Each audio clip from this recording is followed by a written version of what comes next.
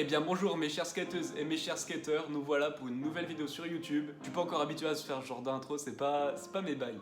Du coup si vous avez des idées d'intro, dites-les moi dans les commentaires, je sais pas trop quoi dire. Ou alors j'en dis pas et je commence la vidéo direct, mais ça fait peut-être trop direct, je sais pas, j'en sais rien, dites-le moi. Je voulais vous remercier parce que ma vidéo sur vos anecdotes de skate a l'air de vraiment vous avoir plu. Et moi aussi j'ai kiffé la tournée, donc ça fait grave plaisir. Je ferai donc certainement un épisode 2 parce que j'ai encore beaucoup d'anecdotes vachement sympas à vous raconter. Et je vous glisserai dedans 2-3 de mes petites anecdotes aussi qui sont tout aussi sympas. Je voulais aussi vous remercier pour autre chose parce que je tourne cette vidéo le jeudi 22 octobre à 14 h environ. À cette heure-là, on a passé déjà les 180 000 sur TikTok. Si mère, hein, ça fait plaisir. 200 000 avant la fin de l'année, on croise les doigts. On a passé les 12 000 sur YouTube. Je crois que là, j'ai les 12 000 piles à cet instant-là. Donc ça fait grave plaisir. J'ai mes vidéos qui font plus de 10 000 vues à chaque fois. Moi, c'est tout ce que j'aime, c'est que mon contenu plaise et que vous le partagez tout simplement. Et du moment que ça vous plaît, je m'arrêterai pas. Et j'ai pu aussi activer la monétisation sur YouTube. Et bientôt la Tesla. Non, je déconne. L'argent que j'aurai sur YouTube, déjà, si vraiment je me fais de l'argent sur YouTube, ce qui m'étonnerait, ça partira tout dans du matériel pour faire les vidéos, ou du matériel pour le skate, et aussi pour vous. Si à un moment j'ai assez d'argent pour vous faire un concours avec l'argent de YouTube, ce sera tout bénéf pour vous, et je vais pas vous surcharger de pubs, parce que moi aussi en vrai ça me saoule les pubs. Voilà, j'espère que ce sera tout bénéf pour vous et pour moi. Du coup dans cette vidéo, t'as vu le titre, t'as cliqué dessus, je pense que tu sais de quoi on va parler. C'est quelques fun facts sur le skate. Parce que ouais, cette simple planche de bois, elle a quand même de l'histoire. Elle a plus de 70 ans maintenant, parce que ça a été créé dans les années 1950 environ, et ça découlait du surf. Et il y en a des choses à raconter, vraiment. Je voulais aussi savoir si vous voulez que je vous fasse une vidéo sur l'histoire du skate, en partant des années 50, et en allant jusqu'à aujourd'hui, en s'arrêtant sur les moments les plus importants de l'histoire, et les plus marquants aussi, parce qu'il y a vraiment des choses folles. Dis-moi dans les commentaires aussi si ça t'intéresse. Et vous avez été beaucoup aussi à me demander des vlogs de mes sessions. J'ai envie d'en faire, très honnêtement, mais là le temps ça me le permet pas parce qu'il pleut comme vache qui pisse comme on dit, et j'ai pas envie que ma board soit gaugée. Donc dès que je peux le faire, je le ferai. Et aussi il faut que je passe à un cap, je suis un peu timide quand même, et me filmer moi-même dans la rue, je me sens pas trop, mais je le ferai pour vous dans tous les cas. Bon allez, je vais pas vous faire attendre plus longtemps, on est parti pour la vidéo, nos petites fun facts sur le skate, on va apprendre 2-3 trucs croustillants, on va kiffer. Déjà, en skate, je pense que tu le sais, évidemment, il y a deux positions de base, c'est le regular et le goofy. Le regular, c'est quand tu as le pied avant gauche à l'avant de la board et que tu pousses avec le pied arrière droit, et goofy, c'est quand tu as le pied arrière. Et goofy, c'est quand tu as le pied droit à l'avant de la planche et que tu le pousses avec le pied gauche. Ça, c'est la base de la base. Et tu te dis, ok, c'est juste des noms comme ça qui sont tout simples. Mais c'est pas si simple que ça. Et le Goofy, en fait, ça a une petite histoire. Ça vient d'un dessin animé de Mickey sorti en 1937. C'est un épisode où Mickey, Minnie, Donald, Dingo partent en vacances à Hawaï. Et ils s'amusent, tout ça, ils sont contents, ils font la fête. Et il y a Dingo, en fait, qui a envie de faire du surf. Et là, par contre, tu m'arrêtes et tu me dis, ok, mais je vois pas le rapport avec Goofy. En fait, c'est que Dingo, en anglais, il s'appelle Goofy, tout simplement. Du coup, il essaye de faire du surf et il met son pied droit à l'avant. Parce que ouais, je vous rappelle quand même que le skate, ça découle du surf. Et il a vraiment du mal à faire du surf dans ce dessin animé. Donc on le voit, il essaye une première fois, il n'y arrive pas, il se prend une vague, il tombe, etc. Et selon la légende, ce dessin animé là qui aurait donné le nom de Goofy aux personnes qui mettent leurs pieds droits à l'avant, tout comme Dingo le faisait. Et le plus ancien usage du terme Goofy qu'on a retrouvé, c'était en 1962, dans un livre qui racontait l'histoire du surf à Hawaï, et qui disait tout simplement « Les personnes qui mettent leurs pieds droits à l'avant sont appelées les Goofy Foots ». Maintenant, on s'embête plus à dire Goofy Foots ou quoi que ce soit, mais tout simplement Goofy. Et ce terme, il a traversé tous les sports où on peut retrouver une planche, que ce soit le surf, le skate ou même le snow. Et du coup, si tu commences le skate, j'ai une petite astuce pour toi. Si tu veux savoir si t'es Goofy ou régular, en général, les personnes sur leur planche, elles mettront leur pied le plus fort à l'arrière. Et tu peux tout simplement savoir quel est ton pied le plus fort en demandant à quelqu'un de te pousser par derrière. Et le premier pied que tu poseras par terre sera ton pied le plus fort. Et pour savoir avec quel pied t'es le plus allé sur ta planche, t'as juste à monter dessus et tu le verras, tu le sentiras dès le début, c'est sûr. Et petit truc aussi, être droitier ou gaucher, ça n'a rien à voir avec être goofy ou régular.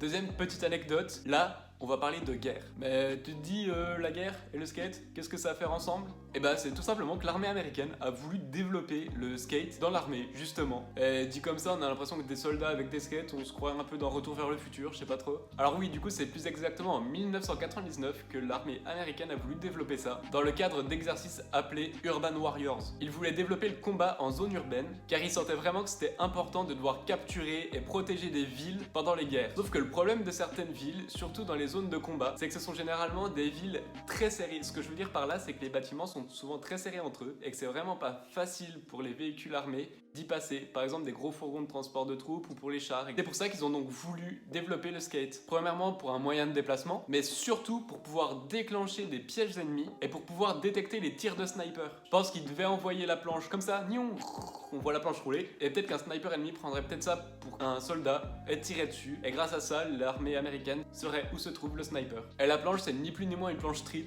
comme on le connaît, elle est juste repeinte en verte. Et je me demande quand même s'ils avaient des skate shoes spéciales armées pour ça doit être plutôt drôle. Cette anecdote, elle part vraiment d'une idée reçue dans le monde du skate, comme quoi les premières skate shoes, c'était des Vans.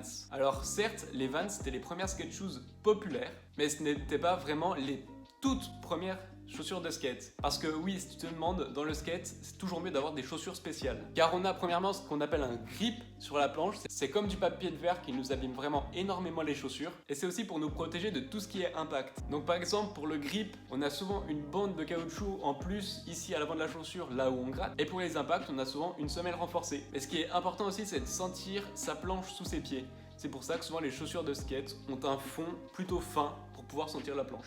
Donc oui, comme je le disais, les premières paires de skate n'étaient pas des Vans, plus exactement les Vans authentiques, qui étaient autrefois appelés les Vans 44, mais la première vraie paire de skate shoes sont de la Randolph Rubber Company, et le modèle était plus exactement appelé la Randy 720. C'était une chaussure qui avait la forme d'une Vans authentique plus exactement, mais qui avait un rembourrage de caoutchouc au niveau du talon et des doigts de pied, pour pouvoir protéger le skater, comme je le disais. Néanmoins, la marque n'a pas eu beaucoup de succès et elle a vite mis la clé sous la porte. Mais alors que la Randy 720 est sortie en 1965 et que la même année cette marque a mis la clé sous la porte, c'est en 1966 que l'un des anciens employés de la Randolph Rubber Company décida de créer sa propre marque avec son frère. Ces deux frères c'était Paul et Jim Van Doren et ils ont donc décidé de créer leur propre marque Vans, qui était ce coup-ci directement dédié aux skaters.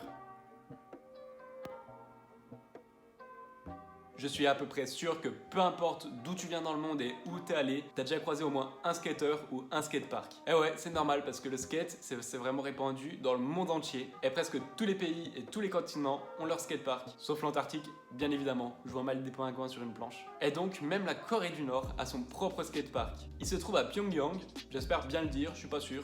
Je connais pas le nord-coréen.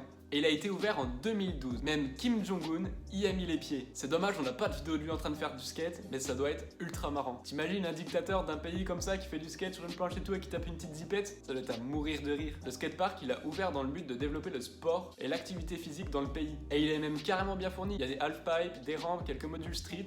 Ça a l'air vachement sympa d'y rouler et il est même meilleur que mon skatepark local. Ça fout le démon par contre. Mais je sais pas ce que t'en penses, mais moi je pense que l'ouverture de Corée du Nord à un sport qui est autant ancré dans le capitalisme, c'est quelque chose de spécial et de bizarre. Mais si ça peut aider quelques Nord-Coréens à bien se sentir, je dis pourquoi pas. Et je me demande du coup comment ils font pour avoir le skate, s'il y a des skate shops là-bas ou quoi, j'ai pas trouvé d'infos. Une dernière petite anecdote parce que c'est cadeau. Savais-tu que les skaters, au début, on les appelait les surfeurs d'asphalte? Pour te remettre dans le contexte, on est durant les années 50 et les surfeurs, quand le temps n'est pas au top, que les vagues sont pas super bonnes, ils ont décidé de mettre des petites planches de bois sur des rollers pour pouvoir redonner les sensations du surf sur le sol. Et ils descendaient donc des pentes et des grosses descentes comme ça, et ils le faisaient même pieds nus. Mais pas de souci parce que le grip n'existait pas encore. Mais je pense que s'il tombait, ça devait faire mal quand même. Du coup, merci d'avoir regardé cette vidéo. On est à la fin, voilà, je te remercie. Je sais pas trop quoi faire à la fin non plus, mais du coup je t'invite à liker cette vidéo, commenter, me suivre sur Insta, parce que je suis quand même très actif sur Insta et que je fais souvent des stories un peu drôles où je discute avec vous. Et abonne-toi à ma chaîne aussi, ça fait toujours plaisir. Donc on se retrouve à plus tard, à la semaine prochaine on va se dire.